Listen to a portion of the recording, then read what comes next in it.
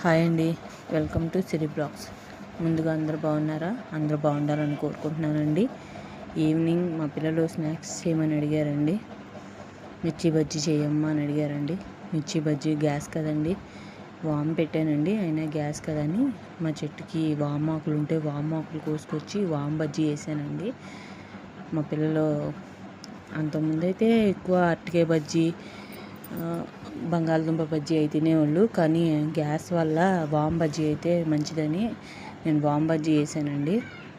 మిర్చి బజ్జీ ఒకటి తిన్నారండి, వామ్ బజ్జీలు ఒక 2 తిన్నారండి.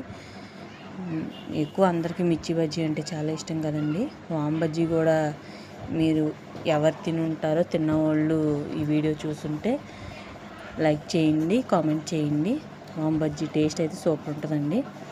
ఎక్కువ మేము అయ్యే తింటామండి. వామ్ బజ్జీ వేసుకుంటూనే ఉండవు.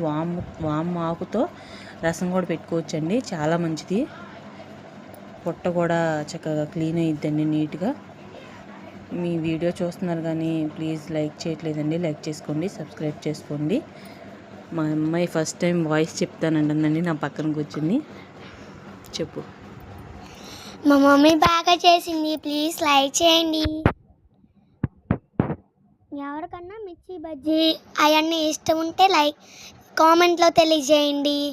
ప్లీజ్ మా అమ్మ కోసం చిన్న లైక్, సబ్స్క్రైబ్ చేసుకోండి. బాయ్. మీకు ఎవరికైనా ఏదైనా రెసిపీ కావాలంటే చెప్పండి, చేస్తాము. ప్లీజ్ లైక్ చేసుకోండి, షేర్ చేసుకోండి. ఈ వీడియో మీకు నచ్చితే లైక్ చేసుకోండి, సబ్స్క్రైబ్ చేసుకోండి. ఎవరికైనా రెసిపీ కావాలంటే చెప్పండి, కామెంట్ చేయండి. బాయ్. మా పిల్ల ఫస్ట్ టైం అండి నేను వాయిస్ చెప్తానని చెప్పింది. ప్లీజ్ అండి మా పాప కోసమైనా లైక్ చేసుకోండి, షేర్ చేసి సబ్స్క్రైబ్ చేసుకోండి. బాయ్ అండి.